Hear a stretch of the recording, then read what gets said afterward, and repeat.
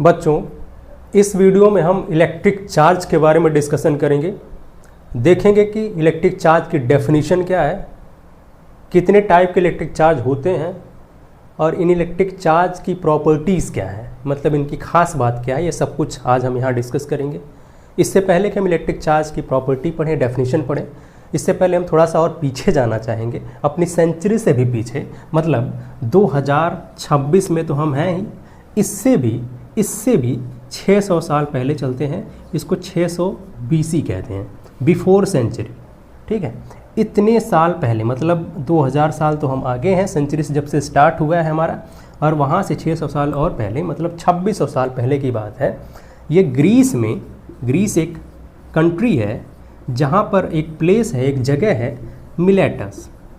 वहाँ के एक फिलोसोफर थे जिनका नाम था थेल्स।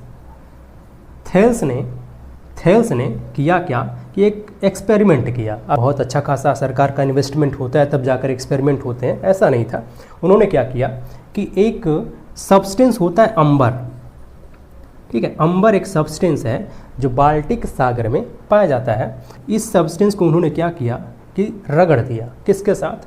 वूल के साथ, यानी कि ऊन के जो कपड़े हैं उसके साथ इन्होंने इसको रगड़ा। रगड़ने के बाद ये देखा कि अंबर के पास ऐसी प्रॉपर्टी आ जाती है, ऐसी खासियत आ जाती है, ये छोटे छोटे जो पेपर्स हैं ना, कागज़ के टुकड़े, ठीक है, और पक्षियों के जो पंख हैं उनको, या फिर जो स्मॉल ऑब्जेक्ट्स हैं उनको अट्रैक्ट कर रहा है। मतलब अंबर को जब ऊन के साथ रगड़ा गया, उसके बाद देखा गया कि अंबर के पास ऐसी प्रॉपर्टी आ जाती है कि पेपर को और छोटे छोटे जो ऑब्जेक्ट, जो हल्के ऑब्जेक्ट्स हैं, उनको ये अट्रैक्ट कर रहा है, अपनी तरफ खींच रहा है। और इसी प्रॉपर्टी को, ठीक है, इसी प्रॉपर्टी से ये डेवलप हुआ कि आखिर हो क्या रहा है भाई, मतलब ऐसा कुछ है जो वूल से या तो इसमें जा रहा है, या फिर ऐसा कुछ है जो अंबर से वूल में चला जा रहा है, और इसकी वजह से ये जो अंबर है और जो वूल है वो चार्ज हो जा रहा है। तो यहाँ से चार्ज का कॉन्सेप्ट शुरुआत हुआ, डेवलप हुआ। ठीक है, उनके जो जूनियर्स थे और लोग भी एक्सपेरिमेंट किए। उन्होंने क्या किया कि प्लास्टिक की राड को इसी के साथ फिर से वूल के साथ रगड़ा गया, तो देखा गया कि यहाँ भी प्लास्टिक के अंदर ऐसी प्रॉपर्टी आ जाती है कि ये पेपर को, छोटे छोटे पेपर को और छोटे छोटे पंख को ये अट्रैक्ट करता है, हल्के ऑब्जेक्ट को अट्रैक्ट करता है। और उसके बाद एक और भी देखा गया कि ग्लास की रॉड अगर है और उसको सिल्क के साथ, यानी कि मखमल के साथ अगर इसको रगड़ा जाता है, तो ग्लास के अंदर भी ऐसी प्रॉपर्टी आती है कि हल्के ऑब्जेक्ट्स को ये अट्रैक्ट करता है, अपनी तरफ खींचता है, अपनी तरफ आकर्षित करता है। कि ये 600 BC की बात है जब थेल्स ने ये देखा अंबर को वूल के साथ रगड़ करके कि अंबर के पास ये प्रॉपर्टी आ जाती है कि छोटे छोटे हल्के ऑब्जेक्ट्स को अपनी तरफ अट्रैक्ट करता है।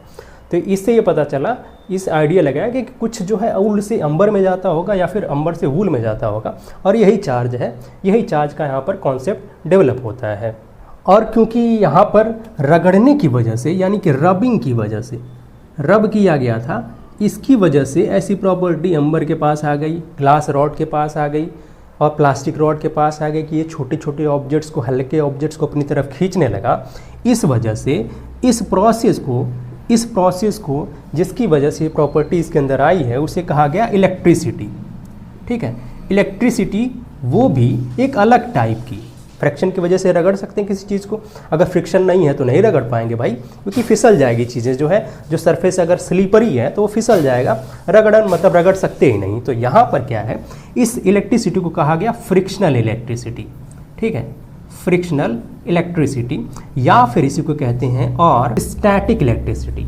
ठीक है, स्टैटिक का मतलब ये हुआ, स्टैटिक का सीधा सा मतलब ये होता है कि स्टेबल पोजीशन में। तो स्टैटिक इलेक्ट्रिसिटी इसका दूसरा नाम है, पहला नाम फ्रिक्शनल इलेक्ट्रिसिटी है, और इसी को स्टैटिक इलेक्ट्रिसिटी कहते हैं क्योंकि चार्ज जो होता है वो स्टैटिक पोजीशन में होता है, ये मूव नहीं करता है। मूव करता है तो फिर वो जो है हमेशा मूविंग पोजीशन में नहीं रहता, कंडीशन में नहीं रहता है, इस वजह से इसको स्टैटिक इलेक्ट्रिसिटी कहते हैं। और इस पूरी चीज़ को हम कहते हैं जहाँ पर चार्ज अगर स्टैटिक पोजीशन में है, अगर स्टेबल है, अगर मूव नहीं कर रहा है, कोई मोशन अगर नहीं हो रहा है, नो मोशन ऑफ चार्ज, तो उसको जब हम पढ़ते हैं, स्टडी करते हैं, उसे कहते हैं इलेक्ट्रोस्टैटिक। ठीक है, इलेक्ट्रोस्टैटिक।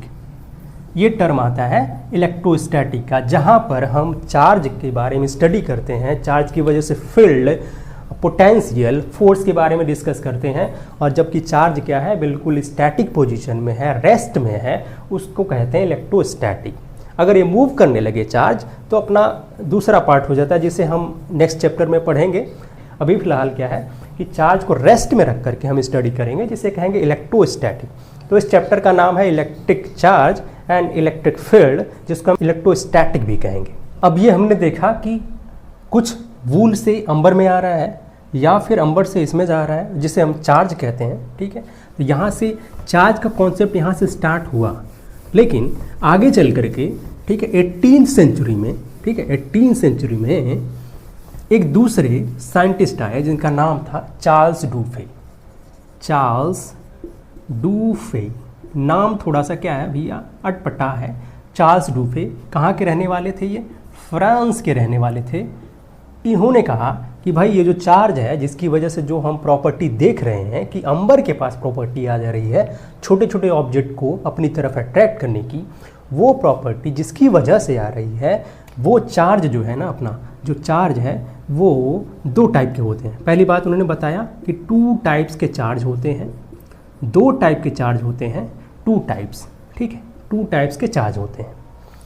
दूसरा उन्होंने ये भी बताया कि भाई ये जो चार्ज होते हैं अगर वो सिमिलर हैं, ठीक है, लाइक चार्ज अगर हैं, तो ये लाइक चार्जेस जो हैं वो रिपेल करते हैं, एक दूसरे को रिपेल करते हैं, एक दूसरे को दूर भगाते हैं, प्रतिकर्षित करते हैं। और अगर अनलाइक चार्जेस हैं, अगर चार्जेस का जो पोलरिटी है वो अलग अलग है, अनलाइक चार्जेस हैं, उस केस में क्या होता है कि अट्रैक्ट करते हैं। तो लाइक चार्जेस रिपेल करते हैं, अनलाइक चार्जेस अट्रैक्ट करते हैं। ये जो दूसरी प्रॉपर्टी है इसे कहते हैं फंडामेंटल लॉ ऑफ इलेक्ट्रोस्टैटिक। इसको कहते हैं फंडामेंटल लॉ ऑफ इलेक्ट्रोस्टैटिक, यानी इलेक्ट्रोस्टैटिक का ये जो है फंडामेंटल लॉ है, ठीक है, इलेक्ट्रोस्टैटिक का फंडामेंटल लॉ है ये दूसरा वाला। अब अभी तक ये नहीं पता था, अभी तक ये आइडिया नहीं हो पाया था कि ये जो चार्जेस होते हैं वो नेगेटिव और पॉजिटिव होते हैं, ठीक है। आगे एक दूसरे साइंटिस्ट आते हैं जिनका नाम है बेंजामिन फ्रैंकलिन। बेंजामिन फ्रैंकलिन ये कहाँ के थे? नाम से कुछ क्लियर हो रहा है कि नहीं? ये अमेरिका के थे भैया, ठीक है, ये अमेरिकन थे। इन्होंने ये बताया कि जो 2 टाइप के चार्जेस हैं, एक पॉजिटिव होता है और दूसरा नेगेटिव होता है भाई, ठीक है। इन्होंने इन चार्ज को नाम भी दे दिया। अब ये पूरा प्रोसेस कंप्लीट हो गया कि भाई चार्ज होते हैं 2 टाइप के, और एक पॉजिटिव एक नेगेटिव होता है, और लाइक चार्जेस रिपेल करते हैं, अनलाइक चार्जेस अट्रैक्ट करते हैं। और ये दूसरा लॉ जो लिखा है हमने, ये फंडामेंटल लॉ ऑफ इलेक्ट्रोस्टैटिक है। उसके बाद क्या हुआ कि जब डाल्टन की एटॉमिक थियरी आई, उस टाइम ये पता चला कि भाई डाल्टन की एटॉमिक थियरी के बाद पता चला कि किसी एटम में, ठीक है, हर एक सब्सटेंस एटम से मिलकर के बना होता है, एटम से मॉलिक्यूल बनते हैं। और उस एटम के अंदर में होता क्या है, सबसे पहले तो न्यूक्लियस होता है जिसके अंदर प्रोटॉन होते हैं जो पॉजिटिवली चार्ज होते हैं, और न्यूट्रॉन होते हैं जिनके ऊपर कोई चार्ज ही नहीं होता है, और इलेक्ट्रॉन के चारों तरफ, इस न्यूक्लियस के चारों तरफ चक्कर काटते रहते हैं, बहुत ही स्पीड में चक्कर काटते रहते हैं। तो चार्ज का दूसरा कॉन्सेप्ट यहाँ पर यह आया कि जो इलेक्ट्रॉन है वो नेगेटिवली चार्ज है और जो प्रोटॉन है वो पॉजिटिवली चार्ज है। तो चार्ज कह सकते हैं आप कि चार्ज इनकी प्रॉपर्टी भी है, ये जो इलेक्ट्रॉन, प्रोटॉन और न्यूट्रॉन है इनकी प्रॉपर्टी भी है। इनको साथ में मिला करके कहा जाता है एलिमेंट्री पार्टिकल। एलिमेंट्री पार्टिकल कहा जाता है, क्यों? क्योंकि ये हर एलिमेंट के अंदर ये पाए जाते हैं, बिना इनके तो काम चलने वाला नहीं है। अब इनको एलिमेंट्री पार्टिकल कहा जाता है, ऐसा नहीं कि अब इनसे छोटा कुछ नहीं मिलता है। इस इलेक्ट्रॉन, प्रोटॉन, न्यूट्रॉन से भी छोटे कुछ होते हैं जिनका नाम होता है क्वार्ट्ज, ठीक है। लेकिन यहाँ पर हम मानेंगे कि भैया इलेक्ट्रॉन, प्रोटॉन और न्यूट्रॉन ही क्या है, एलिमेंट्री पार्टिकल है, क्योंकि इसी से एटम बनता है। एटम के न्यूक्लियस में प्रोटॉन और न्यूट्रॉन होते हैं, इसके चारों तरफ इलेक्ट्रॉन चक्कर लगाते हैं। इलेक्ट्रॉन नेगेटिवली चार्ज होता है, प्रोटॉन पॉजिटिवली चार्ज होता है, और न्यूट्रॉन के ऊपर कोई चार्ज होता नहीं है। इस वजह से चार्ज जो है इन एलिमेंट्री पार्टिकल का एक कैरेक्टरिस्टिक भी है, ठीक है, मतलब इनकी प्रॉपर्टी भी, इनके ऊपर भी ये चार्ज रहता है। अब देखें, एक इलेक्ट्रॉन के ऊपर कितना चार्ज रहता है ये बिल्कुल मेज़र किया हुआ है। ठीक है, इलेक्ट्रॉन के ऊपर जो चार्ज है उसको सीधा E से लिखा जाता है और यहाँ माइनस लगाते हैं क्योंकि नेगेटिव चार्ज इसके पास होता है और इसकी वैल्यू फिक्स होती है 1.6 10⁻⁻19 कूलाम। अब देखिए कूलाम क्या है, कूलाम यूनिट है भैया। ठीक है, यूनिट ऑफ चार्ज है, ये चार्ज की यूनिट है जिसे हम कूलाम में मेज़र करते हैं, कैपिटल C से रिप्रेजेंट करते हैं। तो इलेक्ट्रॉन के पास -1.6 10⁻⁻19 कूलाम का चार्ज होता है और प्रोटॉन के पास उतना ही पॉजिटिव चार्ज होता है, 1.6 10⁻⁻19 कूलाम का पॉजिटिव चार्ज होता है। न्यूट्रॉन के ऊपर कोई चार्ज नहीं होता, आप कह सकते हो जीरो कूलाम का चार्ज है। अब देखें इस तरीके से हमें ये पता चला कि भाई ये जो चार्ज है वो प्रॉपर्टी है किसकी, इन एलिमेंट्री पार्टिकल्स की प्रॉपर्टी है और ये प्रॉपर्टी इसकी बिल्कुल क्या है, इंट्रिंसिक प्रॉपर्टी है। इससे अलग ये जो एलिमेंट्री पार्टिकल है हो ही नहीं सकते हैं, मतलब ये प्रॉपर्टी इनकी खास बात, इनको इनसे रिमूव नहीं किया जा सकता, हटाया नहीं जा सकता। अगर ये चार्ज हैं अपने, ठीक है चार्ज हैं, अब चार्जेज की प्रॉपर्टी क्या होती है, बाकी इसकी जो प्रॉपर्टी हैं और जो बेसिक प्रॉपर्टी उनको देखा जाए कि इलेक्ट्रिक चार्ज की बेसिक प्रॉपर्टीज़ क्या क्या है वो यहाँ पर देख लेते हैं भाई। इलेक्ट्रिक चार्ज की बेसिक प्रॉपर्टी, पहली प्रॉपर्टी ये है कि इनके अंदर ये प्रॉपर्टी होती है ऐड होने की। तो एडिटिविटी इनकी पहली प्रॉपर्टी है कि चार्ज अगर है, ठीक है, किसी सिस्टम में चार्ज है, सपोज दैट ये सिस्टम है अपना और इसके अंदर चार्जेस हैं Q1 Q2 Q3 और भी एक ले लेते हैं Q4 हैं, तो कहा जाए कि इस पूरे सिस्टम का चार्ज कितना है, पूरे सिस्टम का चार्ज जो है यानी नेट चार्ज या रिजल्टेंट कहें कि पूरा टोटल चार्ज कितना है इसके अंदर, तो हम क्या करेंगे भैया सबको जोड़ दिया जाएगा और Q1 प्लस Q2 और Q3 और Q4 ये सारे चार्जेस को सम कर देंगे, ये मिल जाएगा आपका नेट चार्ज। यानी कि इसके अंदर प्रॉपर्टी होती है इलेक्ट्रिक चार्ज के अंदर ऐड अप होने की, जुड़ने की। अगर सिस्टम में जितने भी चार्जेज हैं सबको जोड़ा जाएगा तो नेट चार्ज मिलेगा, टोटल चार्ज मिलेगा। दूसरी जो प्रॉपर्टीज़ की है वो है क्वांटाइजेशन। ये नाम थोड़ा सा अटपटा है, क्वांटाइजेशन। इसका मतलब ये है कि चार्ज को हम क्वांटाइज कर सकते हैं। क्वांटाइज का मतलब किसी चीज़ को नंबर में रिप्रेजेंट करना। तो चार्ज को नंबर में कैसे रिप्रेजेंट करेंगे, हमें पता है कि एक इलेक्ट्रॉन के ऊपर इतना चार्ज होता है, माइनस का 1.6 10⁻⁻19 कूलाम होता है। तो हम इस चार्ज को क्वांटाइज कर सकते हैं, ठीक है, चार्ज को गिन सकते हैं। क्वांटाइज का मतलब काउंट करना, तो इसको हम काउंट भी कर सकते हैं। कैसे कर सकते हैं, एक हमारे पास फार्मूला है जिसका नाम है Q = NE, जहाँ पर Q है अपना चार्ज, ठीक है, किसी बॉडी के ऊपर कितना चार्ज है वो चीज़। E तो आप जानते हो कि E जो है एक इलेक्ट्रॉन पर चार्ज की वैल्यू है और वो वैल्यू क्या है 1.6 10⁻⁻19 कूलाम की। और जो N है ये नंबर ऑफ इलेक्ट्रॉन्स है, नंबर ऑफ इलेक्ट्रॉन्स। यहाँ से हम चार्ज को गिन सकते हैं नंबर ऑफ इलेक्ट्रॉन के फॉर्म में। इलेक्ट्रॉन के फॉर्म में गिनना चाहें, काउंट करना चाहें तो इसको क्वांटाइज कर सकते हैं, इसको गिन सकते हैं, जिसी को कहते हैं क्वांटाइजेशन। थर्ड जो प्रॉपर्टी है वो है कंजर्वेशन।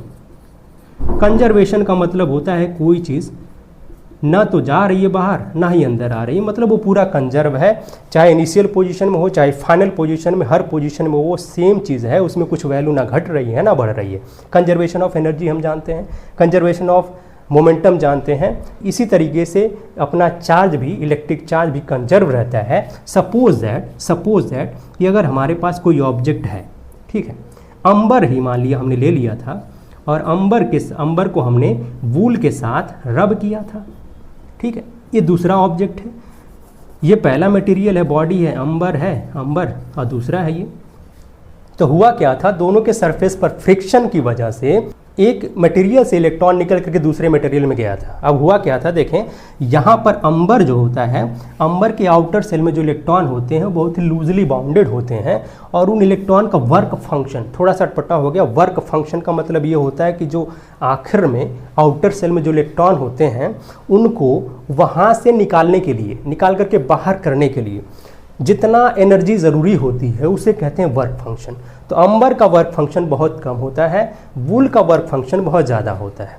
तो इन दोनों में ये वर्क फंक्शन में डिफरेंस की वजह से होगा क्या कि जब इन दोनों को रगड़ा जाएगा और हीट प्रोड्यूस होगी इस सरफेस पर, तो वो एनर्जी, वो जो हीट है इस अंबर को मिल जाएगी, इसके आउटर सेल को, इलेक्ट्रॉन को मिल जाएगी और वहाँ से वो नॉकआउट हो जाएगा, बाहर हो जाएगा।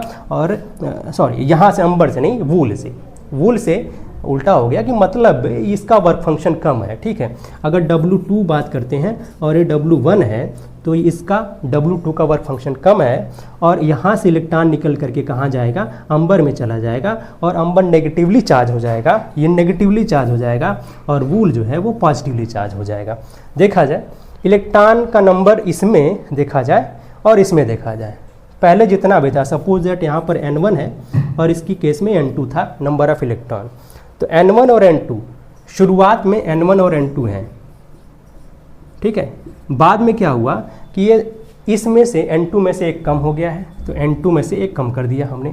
ठीक है, उसके बाद इस अंबर के पास एक इलेक्ट्रॉन और एक्स्ट्रा चला गया है, यानी कि N1 + 1 हो गया। अब इन दोनों को देखा जाए, N2 - 1 + N1 + 1, माइनस और +1 कट जाएगा, N1 + N2 फिर से आ गया। मतलब यहाँ क्या हो रहा है, इलेक्ट्रॉन एक बॉडी से दूसरे बॉडी में जा तो रहा है लेकिन कहीं ख़त्म नहीं हो रहा है, वो डिस्ट्रॉय नहीं हो रहा है, वहाँ पर कंजर्वेशन ऑफ इलेक्ट्रिक चार्ज काम कर रहा है। मतलब जो इलेक्ट्रिक चार्ज है, चाहे दोनों बॉडी को मिला करके जो इलेक्ट्रिक चार्ज है, टोटल जो इलेक्ट्रिक चार्ज है वो कंजर्व है, वो फिक्स है, वो कांस्टेंट है, वो नहीं बदल रहा है। ये चीज़ यहाँ पर देखने को मिलती है और इसी को कहते हैं कंजर्वेशन ऑफ चार्ज। तो ये 3 प्रॉपर्टीज़ हैं, बेसिक प्रॉपर्टी, एडिटिविटी, क्वांटाइजेशन और कंजर्वेशन ऑफ चार्जेस।